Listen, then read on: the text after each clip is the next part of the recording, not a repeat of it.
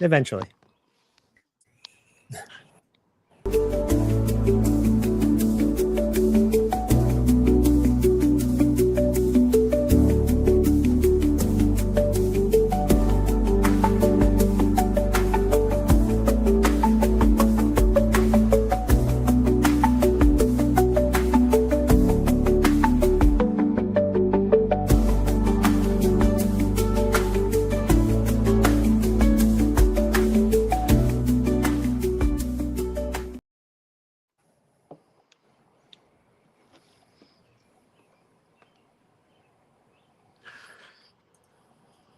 And welcome everybody back to your favorite neighborhood Oofman channel. Welcome back to Oofman Entertainment live here on the YouTube. And thank you so much for watching, for coming in, whether you're watching live or on demand. Thank you so much. I appreciate all those who have been watching my previous videos, especially my little docu-series on the 30th anniversary of the NWO. It's been 30 years since the NWO has entered our lives. Thank you so much for watching those videos.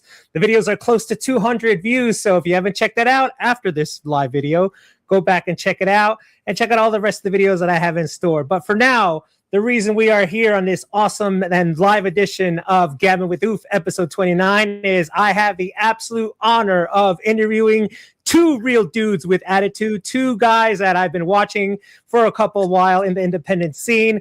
We're going to talk about the creation of them, what's it all about, and a big show coming up next week down the shore in Wildwood. So, ladies and gentlemen, without further ado, I give you the shot callers here. We have Flash Carter.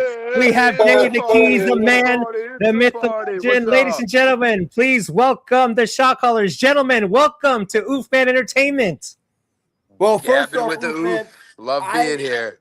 I think I speak for Flash and I when I say we are both super excited to finally be on the Oofman show. I'm pumped. I know Flash is pumped. I'm ready for this interview. We're going to knock it out of the park, and I can't wait to discuss everything, and we are going to have ourselves a party. You said it best, Jay. Wherever we go, we call the shots. Heck yeah, and right man. now, I'm saying it's a party with the Oof. Party with the Oof. Party with the Oof. Party with the Oof. Right. Yeah, I've been excited since, first of all, again, thank you. I cannot thank you guys enough for being here. Thank you so much for agreeing to this. The papers have been signed. The lawyers have been paid. So I think we're good to go. So just to get things rolling, if you don't mind, just quickly. So the shot callers, really, who are the shot callers? Who are we? We are the two coolest dudes at the Jersey Shore, Oof. And when we're not taking shots, picking up the ladies, or hitting the dance floor, you better believe we're kicking ass in that ring, winning championships wherever we go, bringing the party as well. Absolutely. I couldn't have Jay, who are the shot callers?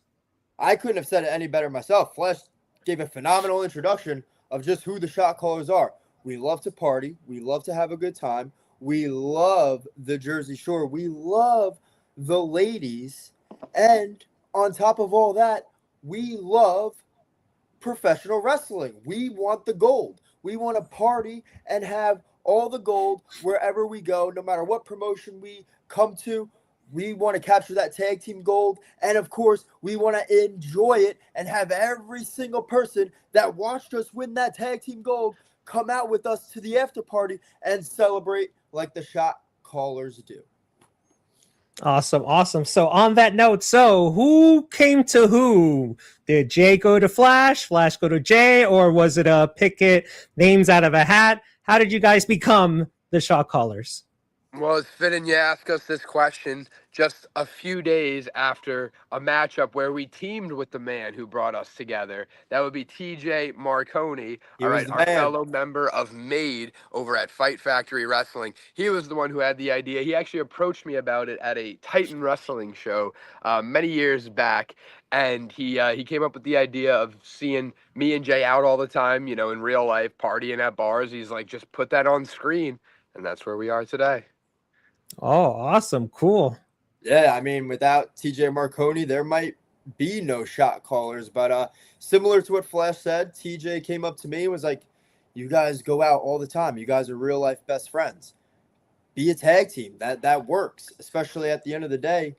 Like, that's you, like you're being yourself on camera. Put it on camera, and just amplify it up a bit. Be Jay the Key, but times 10. You're a party boy. Flash is a party boy. You guys are best friends. What better? What more can you do? What better cohesive unit can you be when you become a tag team and do what we do outside of wrestling and bring it into wrestling? And TJ was like, all right, I'm running a show in like a month, and I don't care what you guys say, I'm putting you two together in a tag team match. Figure it out. Be yourselves, be your Jersey Shore party boys. And that was the start of the Shot Callers. Me and Flash were like, oh my God, we got like a month to prepare for a show. We don't have no matching gear. What's going to be our tag team name? What's going to be this? What's going to be that? What are we going to wear? But we all figured it out in that time period. And I will give a little shout out to our good friend Tommy D for the name The Shot Callers, because we have our friends in our little group chat. Hey, me and Flash are teaming up for the first time ever on a wrestling show. We need a tag team name, like pretty quickly, because they need to promote the show, obviously. And we were just brainstorming ideas, all of us in the group chat, and I think it's the Shot Callers stuck. So the Shot Callers are really a group effort. And in professional wrestling, when you want to try something, whether it be indie wrestling or however far up you get, you need a lot of people to support you, to back you, to believe in you, to make things happen. You can have these great ideas, and lots of guys do have ideas, and they just go nowhere. And this is one of those ideas where we had the backing of our friends in real life. They helped us with promos. They helped us like filming stuff, even if they weren't involved, practicing stuff, getting more reps in.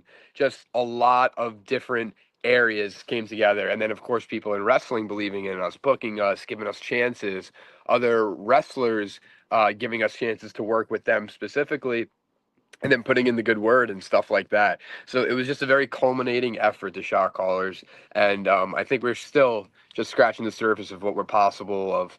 And I just want to keep on, putting in that grind and getting to the next level. That's all it is. It's just get to that next level, get to the next level. Keep on climbing that ladder.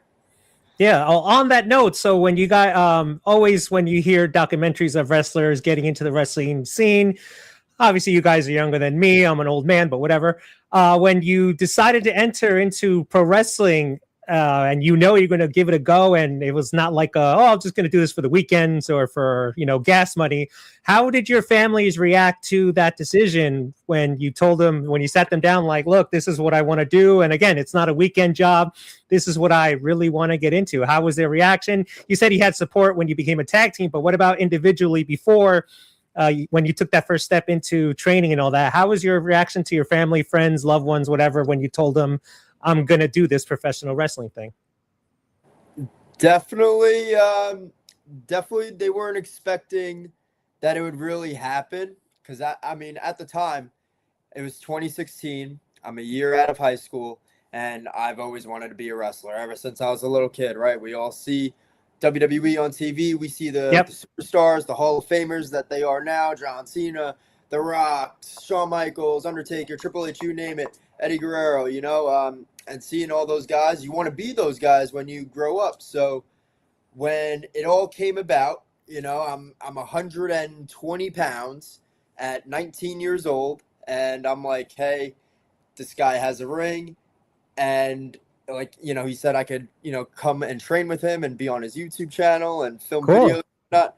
And my family, especially my mother isn't the fondest of the professional wrestling life, and like, what mothers are really when it's this kind of profession, Exactly. Yeah, it's not your everyday thing that you want to hear, especially with the risks that come with professional wrestling. So she was never too keen on me doing it, especially at the time, because I was so skinny and like didn't look like a wrestler, like right. I was going to be the guy that gets tossed around all the time and take all the moves. So she thought I was kind of joking at first when I said, like, I'm going to give it a go. And when I first got back, she was like, oh my God, like, you really went. Like, I showed her the videos, and whatnot. And then it kind of like, once it started taking off, like when it came to my first independent show, like then she was really like, oh my God, like you're really Oh, doing he's serious. He's legit. Okay. yeah. And like, she still isn't a fan of me doing it. Obviously, Yeah. actually next month, August, will be 10 years of Oh, me wow. in professional wrestling. It started August of 2016. Okay. And my first indie match was October of 2016. So coming up on 10 years of being in the business. She's still not a happy camper with me doing it, but she sees, at the end of the day, she sees what I put into it and the love I have for it. And, especially like I'm doing it with my best friend. Yeah. If I wasn't doing this with Flash, I probably would have maybe walked my way out of the business, but Flash sucked me back in, and I couldn't be more Awesome. proud of the person he is and the brother that he is to me, and keeping me intact, and always wanting to see me be the best that I can and do the best of my ability, as I wish for him as well. Cool. And before we hear Flash, for those that don't know, I am into Flash's family, married into his family. So, Flash, you had a major supporter here when I found out that a cousin of mine is a wrestler. And then, long story short, you saw how we made the entrance at our reception. So I was actually excited, like, whoa, I have a wrestler in my family now. That is awesome. So, Flash, the rest of the family, how was actually for sure? So for you, Flash, how was your response from your family when you wanted to get in? Besides my reaction of all excitingness, and of course your cousin here, who's very, very happy that she made it possible. Well, I think we have to touch on that real quick because obviously I didn't know very much about you before you came into the family. But we're at the wedding. It's a beautiful reception, very formal. Everything is, up to the tens, very fancy. It was a beautiful wedding. And then I just hear Shinsuke Nakamura's song start playing. And I was like, what in the world is going on? Yes, Jay, real fast. We use Shinsuke's entrance music for our entrance at our reception. Oh, that's great. I knew real fast we were going to get along good. So let's fast forward. I turned 18 freshman year of college. I'm a late bloomer. I actually went into college, still a kid, 17 years old. I know most people are 18 before they start. But October 2019, I turned 18 and I signed up for classes like 2 weeks later. COVID ended up happening. And then like a bunch of people left my school because I was at Chikara and they were involved in the news and a whole bunch of crazy stuff. And I was like two levels in. Like there was like a 101 class I passed and like a 201 I passed at that point. So I was like, I don't even know what's going on. I don't know if I'm ever going to wrestle again. It was just like kind of a cool, fun thing I was trying out to do on the weekends, wasn't playing sports in college anymore. But then like push came to shove and I ran into this guy, Tony Cini. I'm sure you know of him. And we met down the boardwalk, just like a chance encounter. He brought me to an indie show and it just kept snowballing from there. And then I actually had my first ever indie booking. I got like thrown in a rumble last second. I don't know if you count that or not, but first one-on-one match Oofman was at against our boy Adonis Valerio. Nice. Donnie Love as he goes by now. Has a couple good big changes, but he's a great guy. And I remember him coming up to me after looking at the card backstage and being like, so how many matches in are you? And I'm like, oh, this is my first match. And you just see like the look of like pissed offness on his face. And I think it was so fun. He's like, this is what they're giving me. Great. But it was a pretty decent match, for my first ever singles one-on-one match, only having trained. And like the point I was at in training was not even at like practice matches yet. I was in like the 401 class maybe at that point, and we were running like spots, but like psychology, I was not prepared at all. But that's kind of sometimes the best way to do it, just get thrown in there. And the family was pretty supportive. I mean, my dad and mom were always worried I was going to get hurt, and but they were pretty supportive for the most part, and they always like kind of took it as a joke. But it just gets like slowly more serious as time goes on, and you realize like you can take it potentially further and further. And I think that's where we're at now, which is kind of cool because it's at the point where I sort of don't have to convince people anymore. I take it like somewhat serious. Cool. Of course, yeah. And just to like piggyback off that, with my family is more so like, that's cool, you're living your childhood dream, but like also have a backup plan. Right. Which, in this business it's tough, you really got to dedicate yourself a lot of time to, you know, the profession inside and outside the ring. And, you know, the family was always supportive of that. Like, all right, like, just so you know, like, I know it's your dream, but remember it's a dream. Like, always have a backup plan, whatnot, work. You know, got to work full time if you want to be in the business and do all that. Good for you. But, you know, always work and stuff like that. You know, obviously with Flash doing his thing in medical school, great for him. And, me, you know, me working full time. But yeah, just, you know, very, very supportive. And then like as Flash said, like they see it like at first as like, all right, a dream, whatever, like, all right, you're doing it, you're having fun. But then once they see like the seriousness of it, like, you know, when like match cards come out and, you know, it'll say like Jay the Key versus WWE, you know, like Robbie E or whatever. They're like, oh my God, like this guy's in WWE. Like, oh, like he used to be, now he's, you know, back on the independents and like I'm wrestling him. They're like, oh my God, like that's pretty cool. Like, okay, like maybe, like, all right, maybe you do got a shot at this. And yeah, and like just seeing, like, you know, just keep on climbing the ladder of success. Like the more opportunities you get and the more opportunities your family sees, like, oh my God, now you're wrestling this guy. Oh, you're wrestling out of state.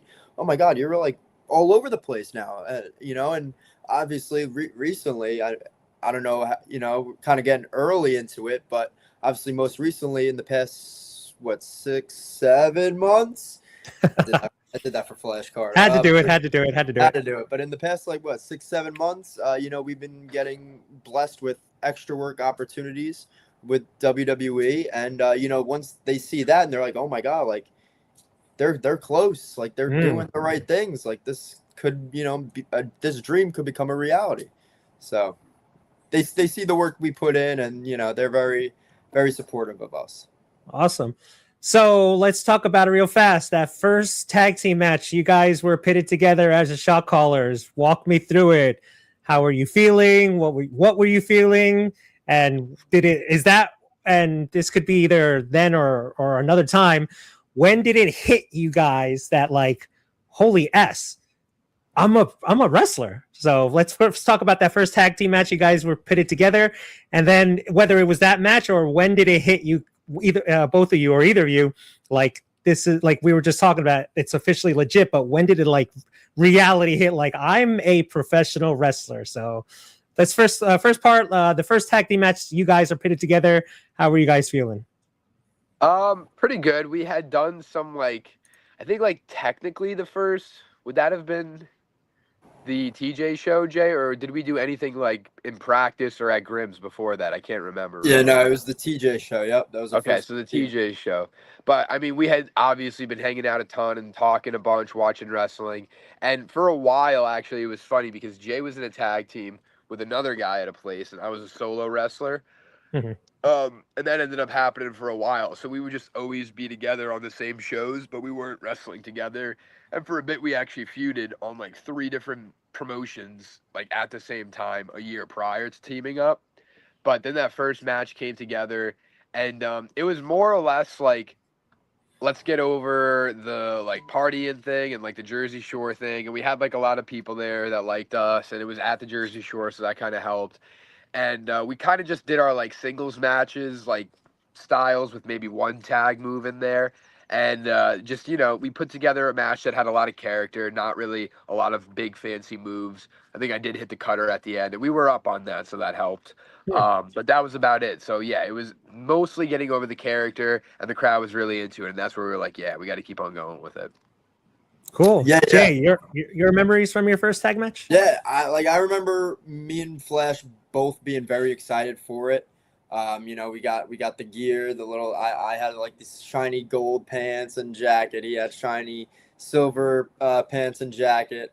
And obviously we were coming out to our favorite song, you know, get the crowd pumping. So, you know, obviously it was a little scary because, you know, you hope the crowd reacts to what you're doing.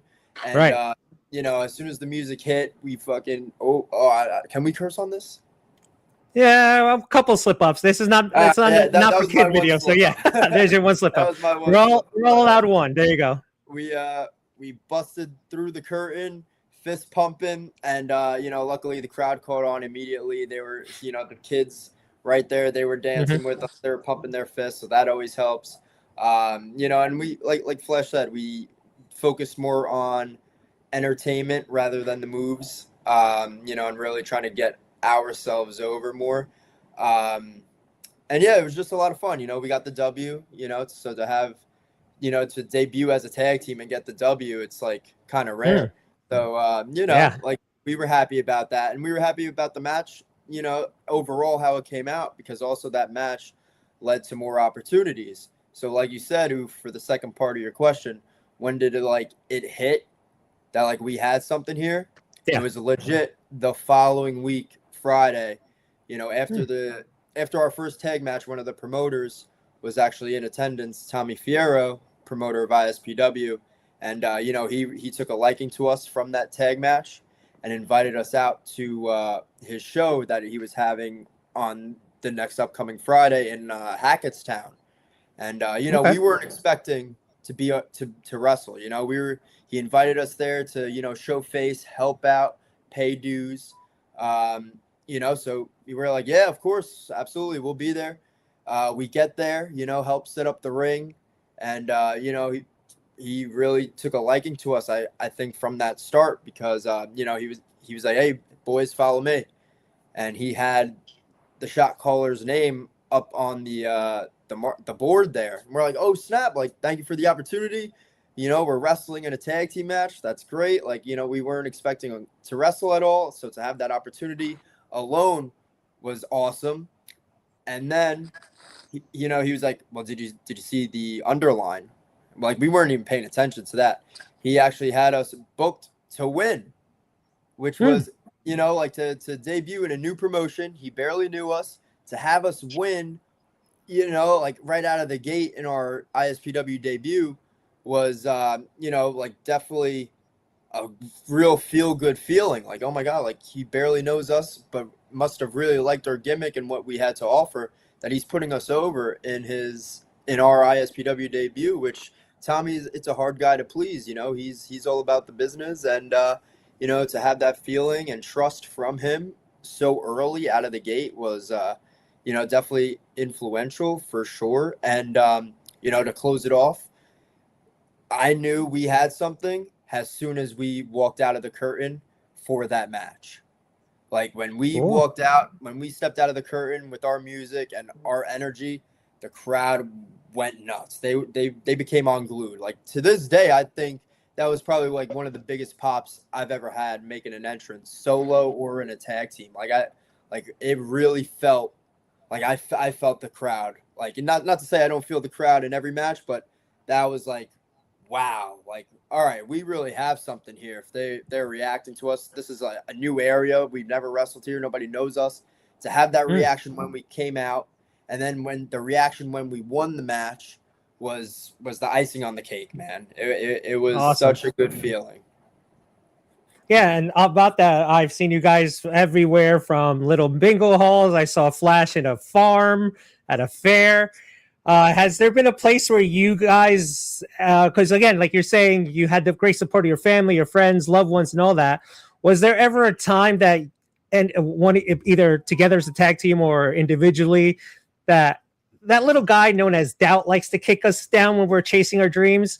Was there ever a moment that you got, either one of you felt like, man, this is a little overwhelming, or did you just go, you know what, this is just grinding your gears, getting used to it, and it's just paying off your dues, like one of you guys said? So have you guys ever confronted doubt, or have you ever been, you know what, no, this is just me paying my dues? Has that ever entered you guys during, again, either as a tag team or as a solo? Yeah, I mean, I feel like just when you get to your point, usually of oh, you know, this is getting old or whatever, you kind of get a breakthrough or something, and that's very reinforcing, very encouraging to see that you're actually making progress and stuff. Right. Because if you're at the same, I have a kind of theory where it's if you have been at a promotion for a while and you've had, excuse me, I got a little bit of sniffles too. No, all good, all You've good. been at a promotion for a super duper long time, and you're there 12-time heavyweight champ, and you've been there for 10 years or whatever. Unless it's a super duper great promotion, you need to be consistently moving up, So it's if you're not on the next level after so many years, you kind of have to reevaluate, like, what are you doing wrong? Like, what can get you to that next level? And every time I feel like I'm starting to get like frustrated or whatever, I kind of get like a little lucky break here or there or opportunity. Hmm. So that's why like I've been fortunate enough to not really have a moment where I'm like, this is stupid, this isn't worth it. I just usually kind of go into it with a good attitude to try to like always think long term what it could benefit me to be like present in that day, helping out in that moment, doing whatever Right. I can do to be of assistance at whatever show I'm at. Cool. Jay? Yeah. Like, of course, doubt always creeps in, especially like Flash said, if you're at a company for a long time and, you're not getting the opportunities you think you should or deserve, and that's not to sound like cocky or like, oh, I deserve to be champ. Like, not even just like in that aspect, just No, like, no, yeah, of course. Yeah, yeah. Mhm. um, just, being put on a good spot on the card, wrestling good talent, not like the same people over and over, or like, like talent that really shouldn't be wrestling in the first place.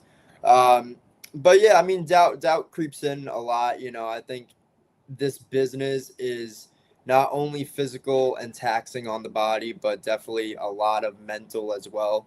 Because I bet, yeah. sometimes you see people in the business, for a cup of coffee and they get that big opportunity, that big break. And, you're over here busting your butt and, you're like, where's my opportunity? Like, I've been doing this longer than Mm, that. What, right. so you always get those doubts of like, wow, should I still keep doing this? Like, clearly, they may not be interested in me, but they're interested in that guy or, whatever the case may be. So it definitely always creeps in. But luckily I have a good support system with Flash. Flash is definitely that guy I always look to and lean my head on. Because he always knows what to say, and he's in the business as well, so he Mm. understands it. And you just got to keep grinding and keep putting the work and trying to do the best that we both can. Sometimes it gets taxing on us, but Flash is always that guy to kick me in the butt to keep going. To give you the pep. So Yep. on that note, so just a little background of here, Oofman Entertainment is proudly part of a big community on YouTube. Shout out to the boss, Aaron Riff of NoDQ.com. He lets me live stream on his channel as well. So we have a big community here, and we are always Gabbin. Well, I'm Gabbin. That's what I say we use for talking. And one of our boys, shout out to my boy Gino out there. He has his own show too, Major Push Wrestling. And last night he had a pretty awesome, cool topic, and he was talking about the state of professional wrestling in 2026, especially the two big guys. So I was like, oh, I'm going to piggyback that question onto the shot caller. So as two guys who are obviously in the business, how do you guys see the wrestling business in 2026, whether it be the independent scene or the majors as well? How do you see it? What do you like about it? What you don't? I'm not saying you have to be Let's Play Booker, but in your mind, being in the business, seeing the independent scene, seeing going backstage, which will topic we'll bring up in a couple seconds. How do you see the wrestling business in 2026? And the cool part is we're in July, so we're like right in the middle of the half point of the year. So how do the shot callers see the wrestling business, whether independent or professionally, in 2026 so far? I like that there's been a lot less, not competition, I'll say, but just a lot less shows, I feel like, on the indie Mm-hmm. scene recently. You might be like, oh, well, what's wrong with that? Like, don't you want more shows? Like, there were days where there would be Saturdays in Jersey, and like Jersey alone, there would be like 8 different independent shows on. And like each of them Oh would like wow. barely draw, and it would just split up the crowds, and there would just be no one at any of the shows, and it was terrible. You'd miss like other bookings, and then that would hurt your long term like standing at that company, because it'd be like, if you're not here every month, I can't put you in a big storyline, or I can't use you like this. So it's like it was very oversaturated, and I feel like it's starting to calm down and get better. And like the ones that were Okay. worth like kind of like sticking around and hanging out have like still maintained a good fan base and still get good crowds. You got like a lot going on, obviously, in the big leagues. I don't really know what was going to go on up there. Like if I knew, Right. well, my guess is as good as anyone else's. Mhm. But I guess I'll let Jay take that part. You can go ahead. I'll pass it off to Cool. you. Tag you in All right, with the Jay. hot tag. All right, Yeah. Jay, how do you see the business, Jay? I mean, Flash is right in a sense, and not to say that there's a lacking of independent shows, because obviously every weekend there's independents all over. But like you said, there's like less of, especially in the Jersey area, because at the time it was very oversaturated, and much like what he said, I agree. Like there was times where there'd be 8 shows, 9 shows, even 10 shows running in like a 20-30 mile radius, and Right. people wanted to go to this one. People, are diehards to this one, and all that. So to have less of that, where more fans could be in the building for the show, that's a plus, because you want to wrestle in front of a sold out crowd, and not 10 people. So that's a good thing, I think, in the Jersey area, because me personally, I want to see everybody win. There's always like indie drama that like really just like that's one of those things where it's like, oh, like why is there drama? Like it like ruins the fun of the business, for me, like, oh, like this drama shouldn't be happening. Like we all are in this business because we love professional wrestling. Like nobody should be knocking anyone down.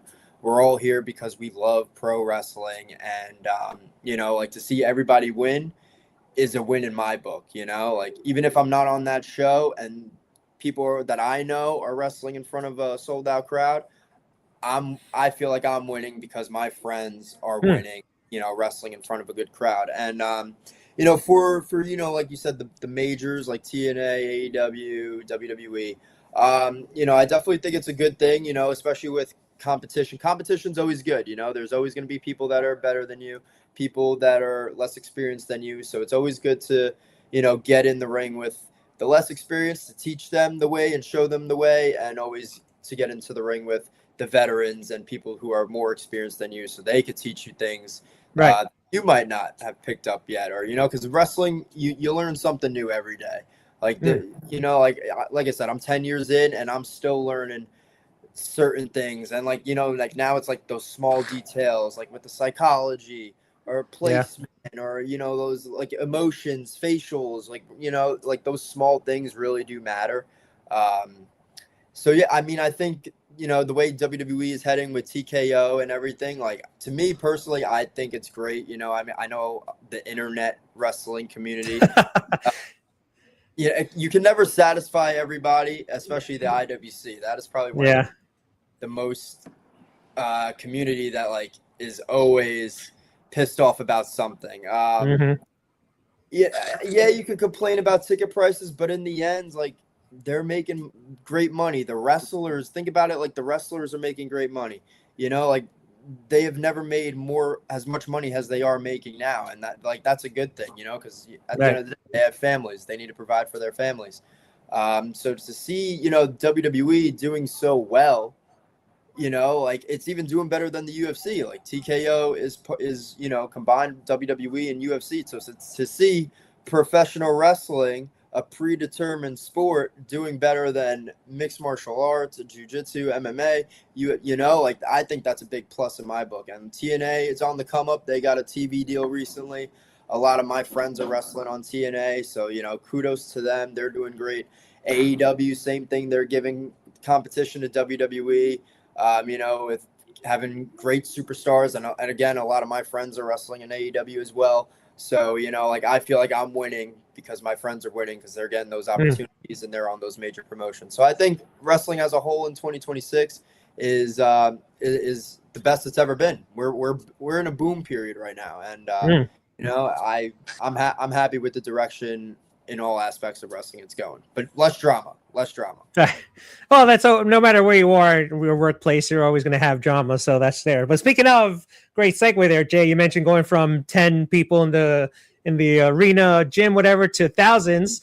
So the cat's out of the bag. A couple weeks ago, I do believe I was watching Raw, and I saw the shot callers there on Monday Night Raw as security guys. So whatever you can reveal, how was that experience being there like you said, Jay, the WWE, the big time right there? How was that experience being there in that packed arena?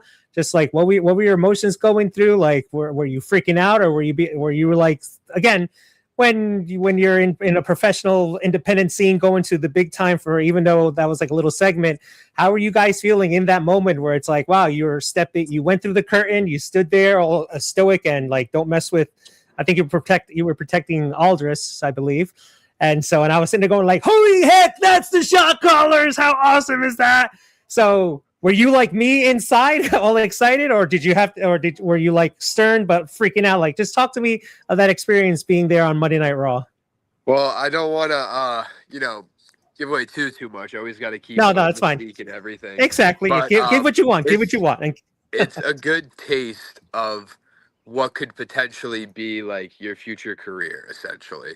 And it's like, it's never felt more real that like you could have a career in wrestling. Awesome. As when you're there. Right. And that's what you want. That's what everyone is shooting for. That's the goal. Like, that's where you want to be. I don't care who you are. Right. If you are a wrestler and you say you want to make it, that's where you got to get. Cool. Jay, how about you? How are you feeling that moment? Because the camera was, I believe, Flash was to your left, and when the camera zoomed in, we got a good little zoom up of your beautiful mug. So, how was it? Yeah, like Flash said, it's a surreal feeling because like you said, you strive to be on TV, you strive to be in the WWE, like that is your main goal, and to have that small taste of what it's actually like to be backstage and to get involved in those segments as a security guard or medical personnel. It just really shows like all the hard work you put into wrestling is like starting to pay off, and seeing where it could end up being potentially your job, your career. So walking out of that curtain, and seeing that sold out arena, really just puts it into perspective of like, wow, like I'm here for a reason. And obviously there's a lot other talent that are currently wrestling for WWE that at one point in time were extras like Flash and I. So there's still that hope. There's still that chance, that opportunity. And you just got to make the most of every opportunity that you have. And, hopefully it won't be the last time you see Flash and I on your TV screens. Yeah, well, I was going to mention that right off the top of my head. We all remember Sheamus was a security guard back in the day. John Moxley, I believe, was a druid for The Undertaker carrying a torch. And one thing I'll ask Flash about, well, many moons ago, MJF was a security guard for Samoa Joe in WWE, and there was that moment where MJF walked in front of Samoa Joe and Samoa Joe like pushed him back, and that was kind of cool. I bring that up to you, Flash, because the segment ended with Braun Breaker basically parting the sea. He ran up, but then he stopped right in front of you, and this is an Oofman Entertainment here. We were marking out because Braun Breaker turned back to the ring. He looked back at the entranceway, and then he looked at you. That was the scene, and then they cut to the background. But Braun Breaker looked at you, and I went, I'm glad Flash is wearing black pants, because as that was me, I would have, hello River. So, Flash, do you remember that moment of Braun Breaker of all people staring you down? Yeah, it happened pretty fast, but he's a pretty big, intimidating guy. So I don't know. Maybe he was just scouting out everyone else in the moment. Like, who knows? But he's a really big, intimidating guy. I can understand why you would be pooping your pants over there, Oofman. He's definitely. I would have. Yeah, and I was just like, man, he just stared down Flash, and of course, we weren't going to do anything. But on that note, now let's kind of call this the main event of our topic tonight. Oofman Entertainment, the family here. We are excited because next Thursday, you guys are going to be in an awesome, well, that's us right there. Wrong one. We're live, baby. Here we go. We are going to go next Thursday to the Legends of Wrestling Night down in Wildwood, New Jersey. And you guys are in a big, awesome match. You're in a fatal four-way. And most importantly, you will be wrestling the legendary, they are legendary, from the Attitude Era, the Headbangers, and part of a fatal four-way. And I am told that's going to be their retirement match. So, well, let's walk it through it. How are you guys feeling? Oh, yes, Flash. So they actually delayed it to December, their retirement match, but it will also be at ISPW as well. So I just want to throw that out there. They announced that a couple of weeks ago. So yeah, but it was originally scheduled to be their retirement match, and we were really honored to be a part of that. And not only are we honored to be sharing the ring with them, but the other two teams as well are just as prestigious, just as legendary. I mean, the now Vic Delicious and Hale Collins. These guys are mentors to us in the business. We've gone against them, we've fought with them. They have been just like really great role models for us, and they also are the owners of ACW, if you've heard of it, Awesome Championship Wrestling. So Okay. they're running tomorrow, actually, in Poughkeepsie, New York. They have a great show. They got Matt Riddle fighting Killer Cross in their main event, so that's going to be a great one. Oh, cool. And then you also have, of course, the legendary Danny Moff and Sean Donovan sent to slaughter. You can't forget about these guys, two of the most grizzled, hard vets in the game, traveling all over the world, preaching their game, trading people, kicking ass in the ring. So two tough SOBs, if you know what I'm saying. But we're going to make each and every one of them get down. We're going to make them get a little funky with the shot callers, maybe even take a drink. Who knows? And maybe, just maybe, we'll pull off that upset of the century and be partying all weekend long with the ISPW Tag Team Championships again. Awesome. All right, Jay, how are you feeling about this match or on this card in general? Yeah, man. I mean, I'm super stoked for our match, going up against three legendary teams, three teams that, like are professional wrestling. Like, we got sent to slaughter. Those two guys are as dirty and vicious as they come, and they take no holds barred. The Now, like you said, they're like mentors to us, and to go against them, to show them what we've learned, in the past few months. Maybe we can get the upset. And then, of course, you got the WWE legends, the Headbangers, and to possibly say that we got a win over not only a WWE legendary tag team as the Headbangers, but all three of those teams has the new kids on the block. All three teams have more experience than us. But that doesn't mean that we don't know what we're doing when we get in that ring, because we're gonna party. We're gonna party hard, and I think that will give us the edge and advantage that we need to hopefully become three-time ISPW Tag Team Champions. And the whole card has a whole, like you said, Oofman, let me ask you something.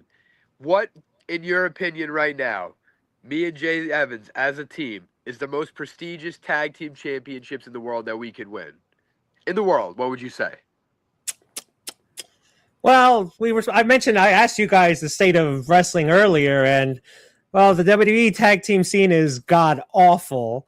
So if one day I woke up and I'm just saying let's just say one day it's Wednesday night and I'm watching Dynamite and the tag team championships on the line, and I see Copen and Christian walk out and they say we'll take an open challenge, and then I hear the shot callers come out and you guys do the upset and defeat the legendary Copen Christian, I would be like, yo, check out the shot callers, AEW World Tag Team Champions. Those belts would look nice on you guys' shoulders. I'm not gonna lie. That tag team's doing a little bit better than pretty much anyone else right now, in my opinion. So if you guys won the AEW tag titles, I'd run to the store, and as you can see, I'm the belt guy. I would get myself a replica and be like, I'm rocking my cousin's belt right here. So seeing you guys with the AEW World Tag Team titles, I think that would look nice. I'm not gonna lie. That's a fair argument. Wasn't exactly where I was going, though. I just wanted to make a point. So, if you were to make the argument with me, I would probably say that the most prestigious belts in the world me and Jay could possibly ever win would be the WWE Tag Team Championships. Now, those are the same championships. You got the lineage, yes. The same championships that hold the lineage back to when the Headbangers held them. So these guys that is have true, been yeah. to the very, very top of the mountain of where we are hoping to get one day in our careers.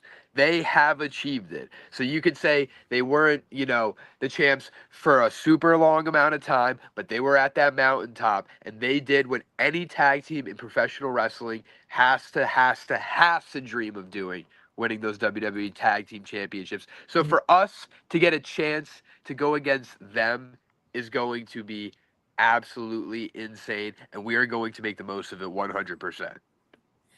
Oh, awesome. Yeah, Jay, any thoughts to that? Yeah, I mean, he's not wrong, like former WWE Tag Team Champions. We have the chance to beat former WWE Tag Team Champions.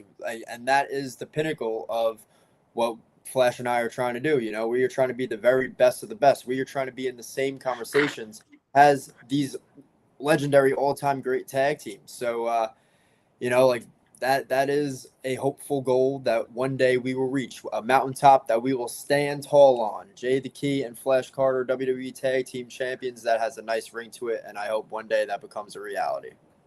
Like you said, we got a great card all around here too. Great card all around with all the legends before and after the show. You'll get a lot of meet and greets in there. A lot of legends even competing in some matchups, as you can see from the poster. And a huge TLC main event.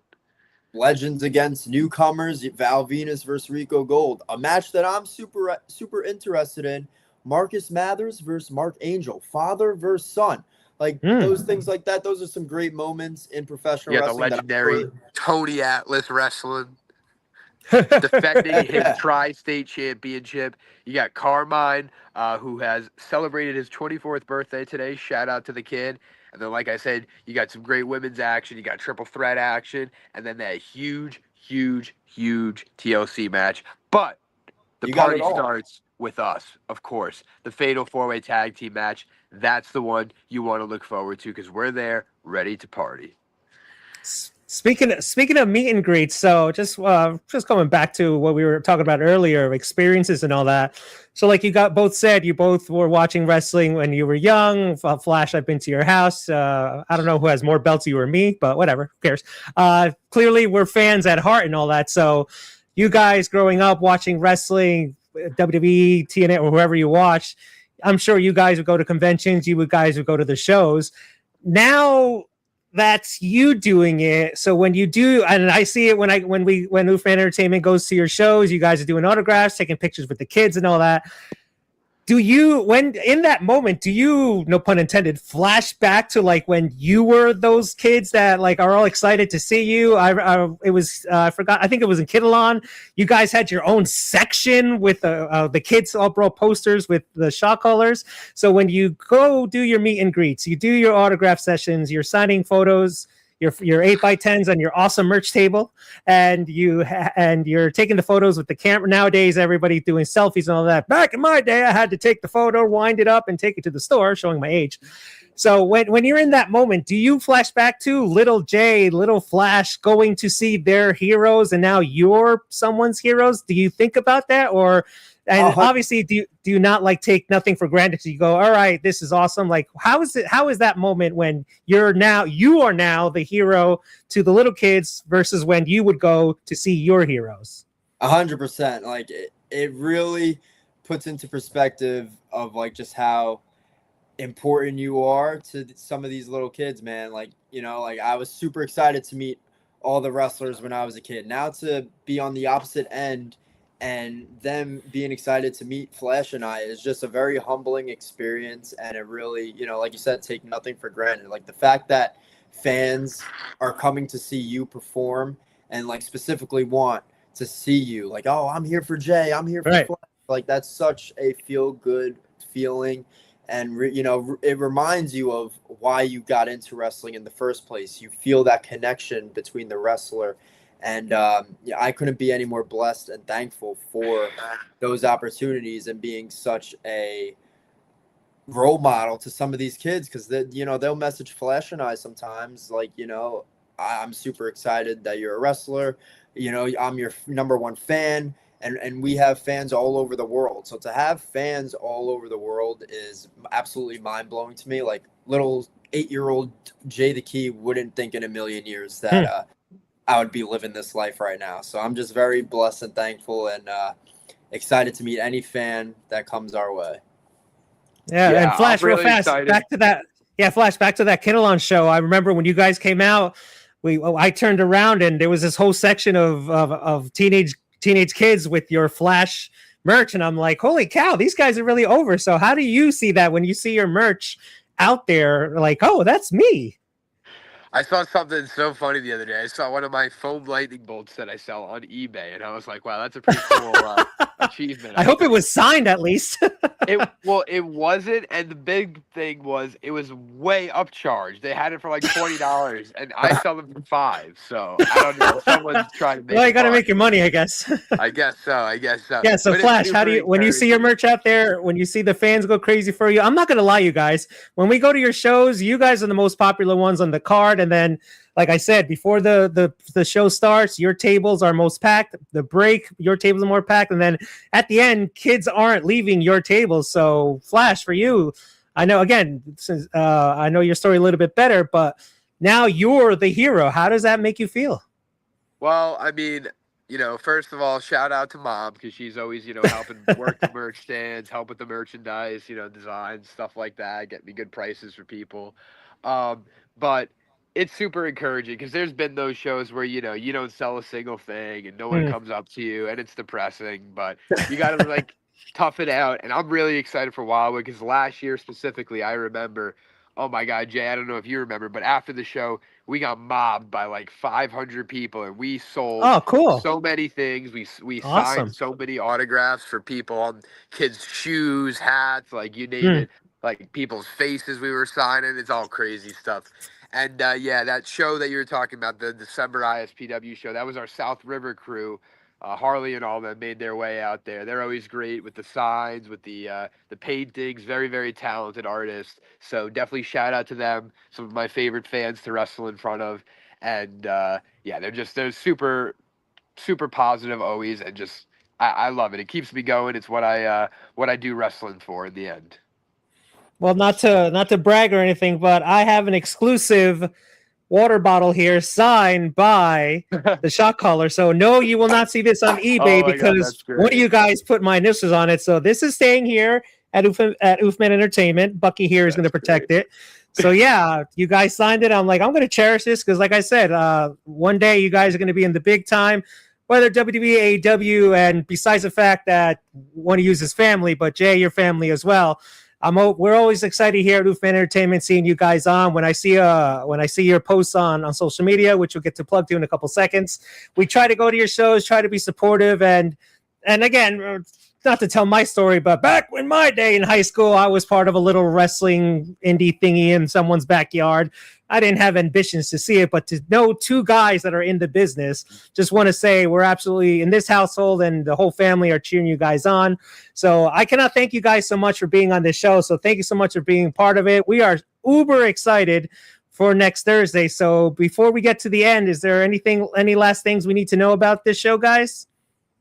Listen, if you're going to make it out to one show the entire year, this is the one you want to be at. This is our mania. This is everything getting thrown out there. Leave it all out in the ring. It's for the ISPW Tag Team Championships against three of the most respected and well-traveled, talented teams in the business. This is the one you want to be at. Jay, final promo for this?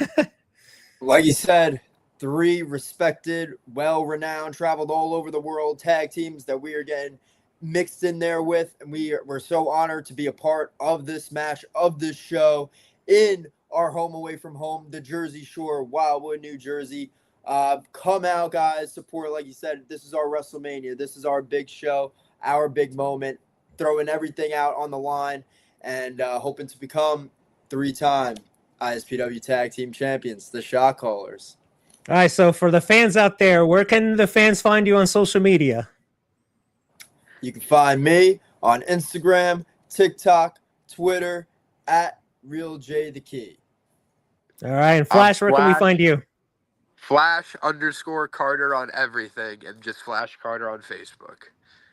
Cool. All right. Well, again, guys, thank you so much for being here. It was my honor hosting you guys. When I brought this up, I'm like, man, these guys are having a tag match pretty soon. I've always wanted to interview guys, but now I'm like, I don't want to say I had an excuse, but now I'm like, you know what? Let me interview the guys, let them plug the show. You guys got us excited. The Oofman Entertainment family, we got our vacation. This is our vacation time. We're heading down there next week.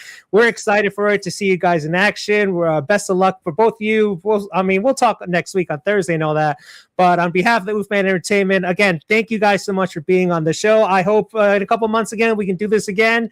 And next time when we're on camera, there's some shiny little things on your shoulders next time, bragging about the threefer. Or maybe if you guys get to the big time, don't forget us little people. But again, guys, thank you so much for being on the show. Thank you all for watching live. If you like what you saw, please hit that like button, hit the subscribe button, hit the notification bell to get more videos. More videos coming on your way from Oofman Entertainment family here at Gabbin with Oof. Again, thank you so much for all of you who have seen the NWO little docu-series of mine. Like I said, both 2 of the episodes, parts 1 and 2, are nearing 200 views. So once this video ends, feel free to go over there and check them out.